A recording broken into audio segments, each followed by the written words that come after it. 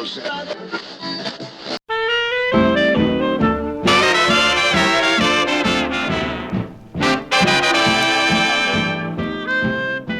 and welcome to Wise About Texas, your award-winning Texas history podcast. I'm your host, Ken Wise. I want to thank you for tuning in for some Texas history today. I hope everybody enjoyed the last episode, episode 66 on the Texas Tories. This episode is being released at the end of March 2019, right in the middle of the 183rd anniversary of the Texas Revolution. And I've certainly got another episode on the front burner concerning the revolution. But before we get to that, we're going to fast forward about 100 years. You might have noticed some new intro music. Today we're going to go to another period in Texas history, and later in the episode you'll understand why. We're going to the 1930s. The 1930s saw the United States in the midst of the Great Depression. Times were hard. Jobs were hard to come by or impossible to come by, and folks were barely scraping by. Texas was no exception. And in the middle of all this depression, people were craving distraction. They needed a distraction. They needed glamour. They wanted someone to succeed. Anyone. Even if it was evil. And that distraction came in the form of a diminutive chicken thief who could drive like a bat out of hell, and his cute, feisty girlfriend who just wanted something exciting to happen. It came in the form of Bonnie and Clyde.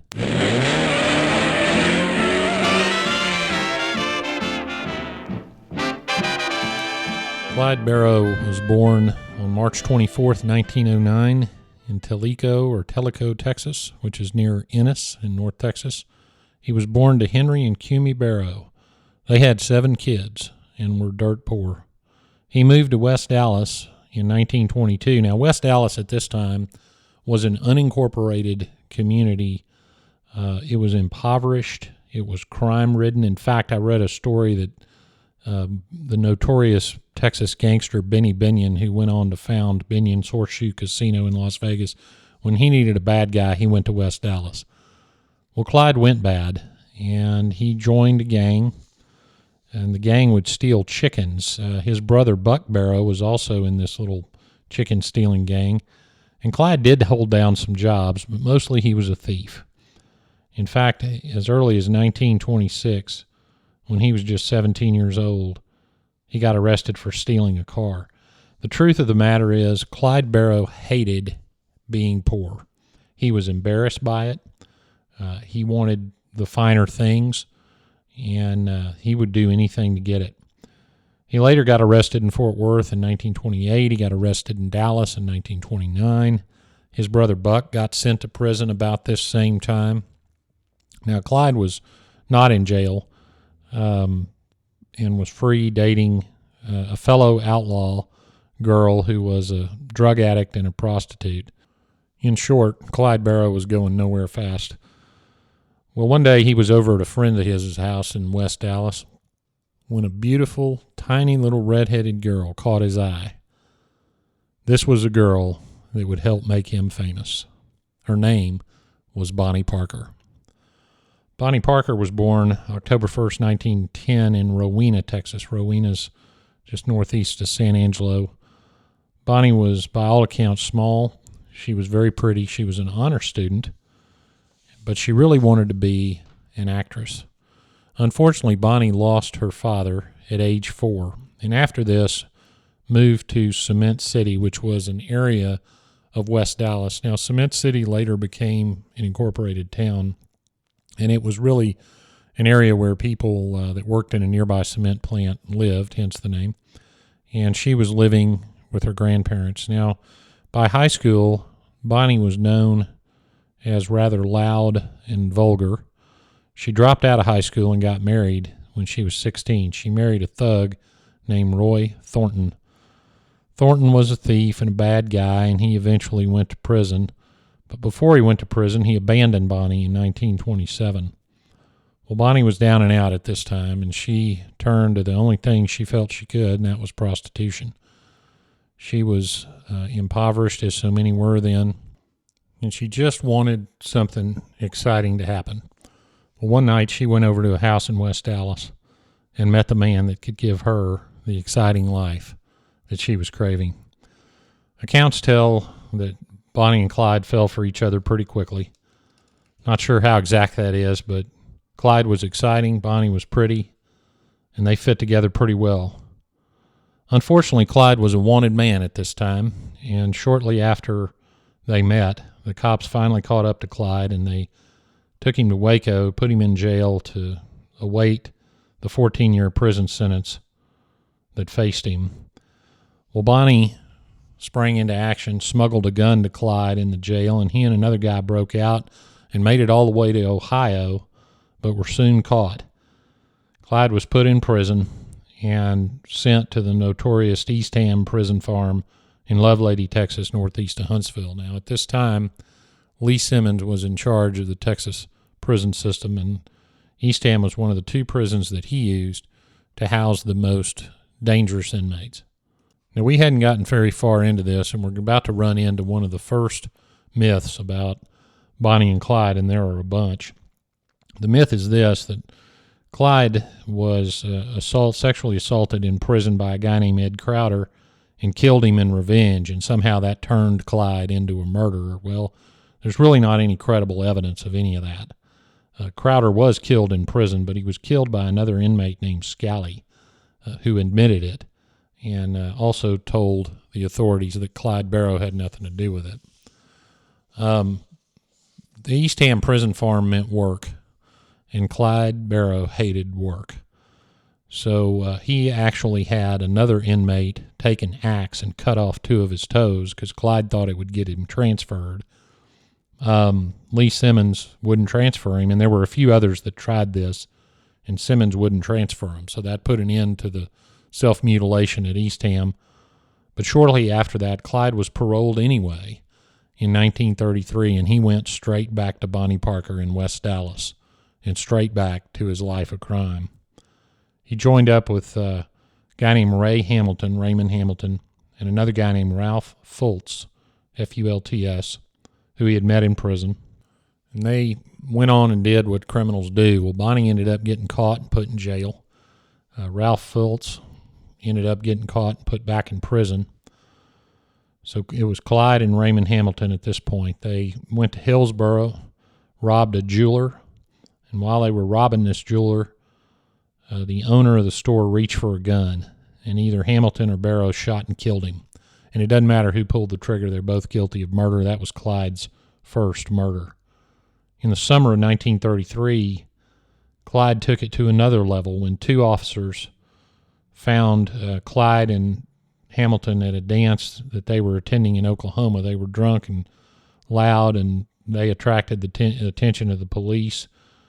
Well, when the officers approached Clyde and Ray Hamilton, they started shooting. They killed one officer immediately, wounded the other one. That was the first of 9 law enforcement officers that Clyde and his gang would eventually kill. They fled then to New Mexico to hide out with Bonnie Parker's aunt. Well, the aunt got a little nervous, got a little suspicious, called the cops. Cops come over. They end up kidnapping the police officers, a police officer. There was only one, and they took off for San Antonio.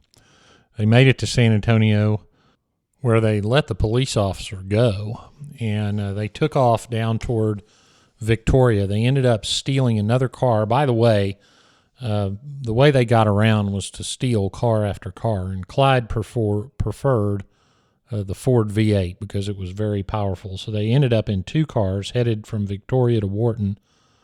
By this time, there were roadblocks all over the place to try to catch them. They ran into one on a bridge over the Colorado River. They started a gunfight, as they usually did, and despite bullets flying every direction, Bonnie and Clyde and Hamilton escaped. Later that year, Clyde robbed a grocery store, and while he was robbing a grocery store, one of the clerks tried to grab his gun and fight him. Clyde fired and killed that clerk.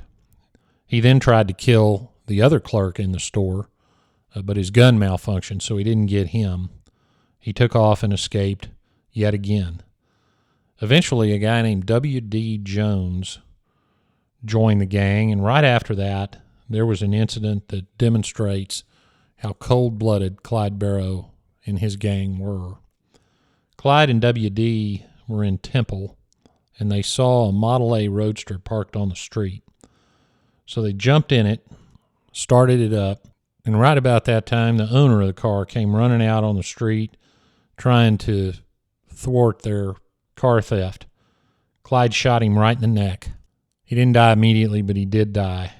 Clyde only drove that Model A Roadster a short distance through town and then just ditched the car as if he never wanted it anyway, jumped in the following car, which Bonnie was driving, and took off.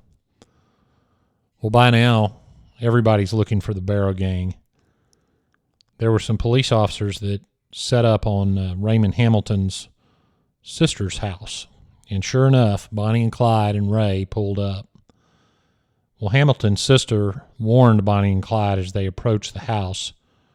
So Clyde looked for the first officer he could see and shot at him. About that time, two officers ran from the back of the house to the front where Clyde was. Clyde killed one of them immediately, a man named Malcolm Davis.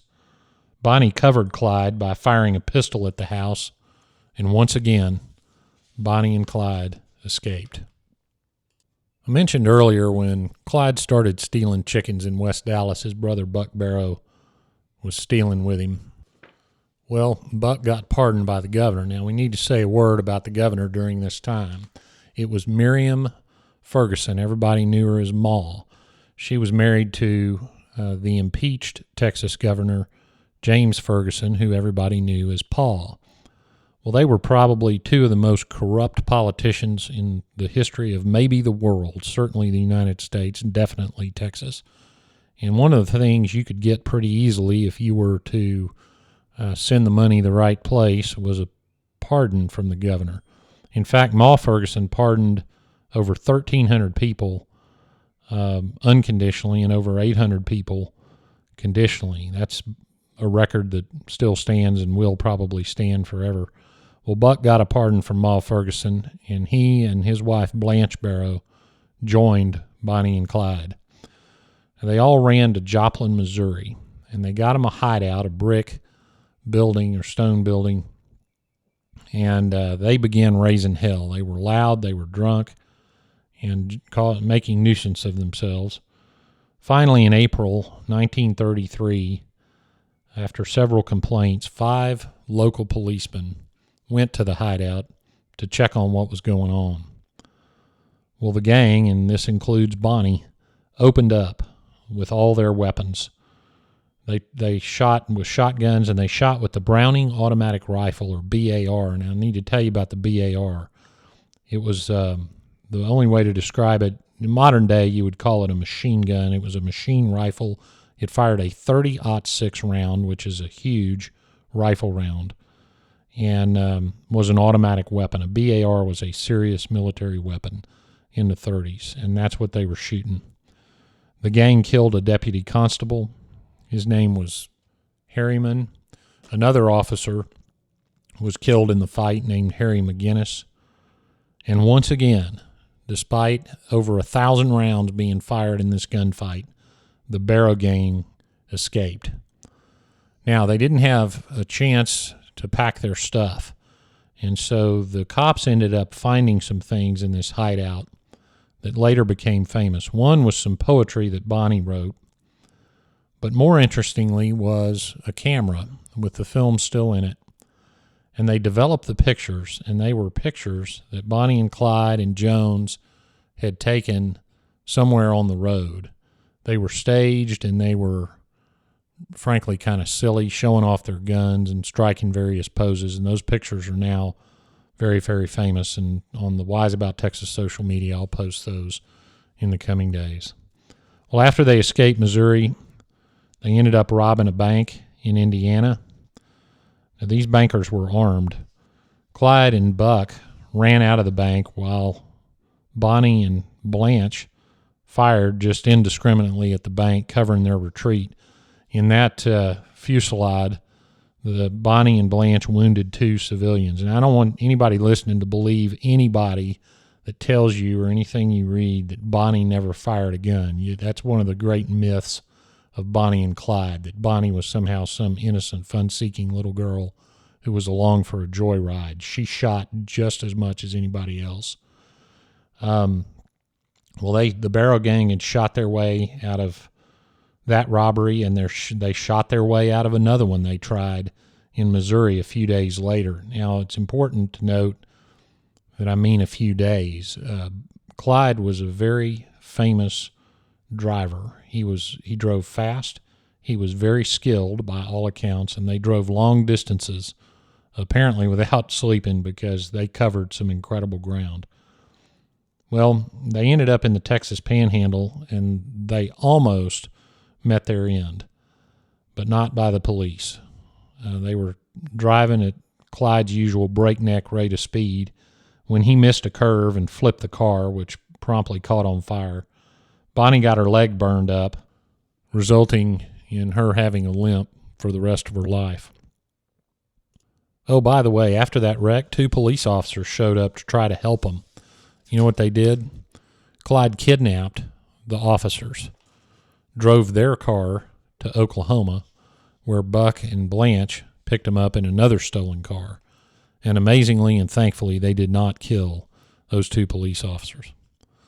Then they ended up in Arkansas shortly after that. In Arkansas, Buck Barrow and W.D. Jones robbed a grocery store. They ended up wrecking the car they had stolen to pull the robbery off. And the city marshal and a deputy marshal approached the wrecked car. Well, Barrow and Jones jumped out, cut down the marshal in a hail of bullets, killing him, and the deputy managed to escape, but they ended up losing most of their guns. So they did what you might expect the Barrow Gang to do and robbed a National Guard armory in Oklahoma, and then headed quickly back to their old stomping grounds in Missouri.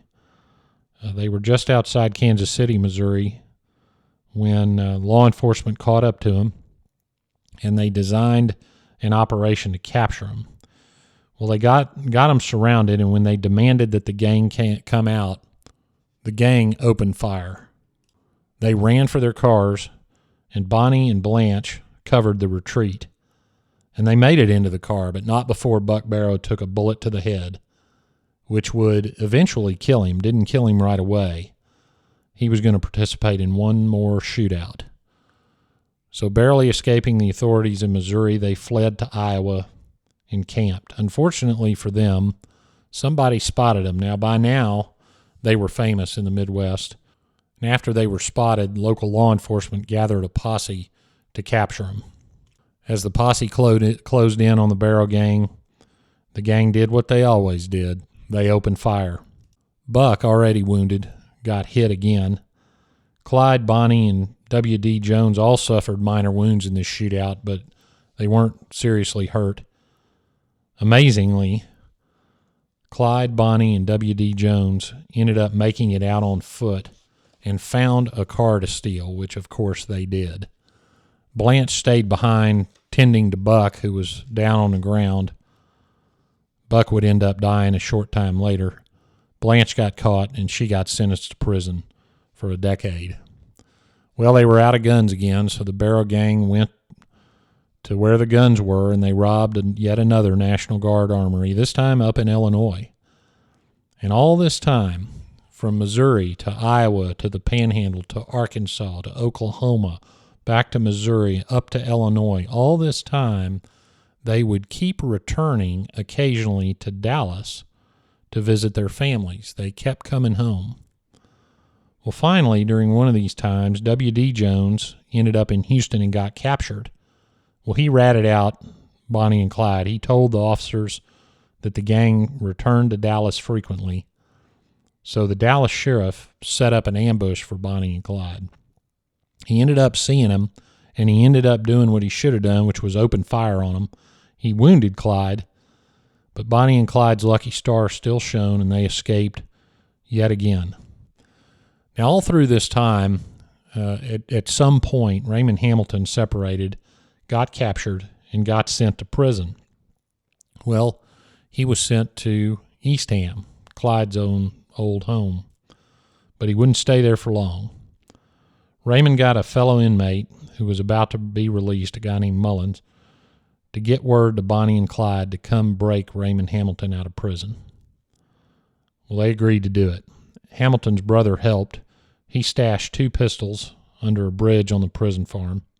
They got word to Ray through visitation where the guns were. Hamilton and another prisoner went and retrieved them. On January 16th, 1934, Bonnie Parker stashed a stolen car at the edge of Eastham Prison Farm. Clyde and that prisoner that Raymond Hamilton originally talked to about this, Mullins, they holed up in a trench near the car.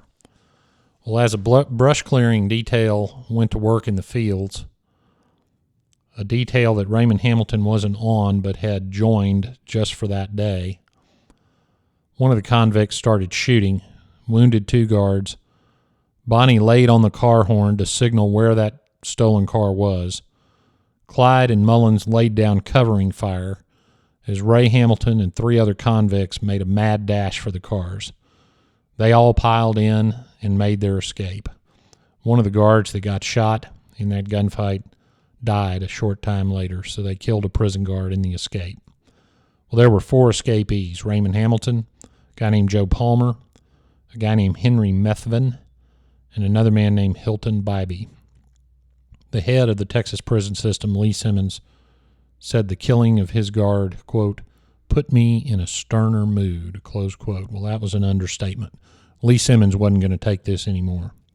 He could not abide a prison breakout like this. It had never been done before. There had never been this coordination and the outside agencies intervening and breaking people out of prison, and Simmons wasn't going to take it. Well, he figured out that it was Clyde Barrow, and that did it for the Barrow gang. They had just staged the most violent and daring prison break in Texas history. Worse than that, they had killed a guard in the process and wounded another.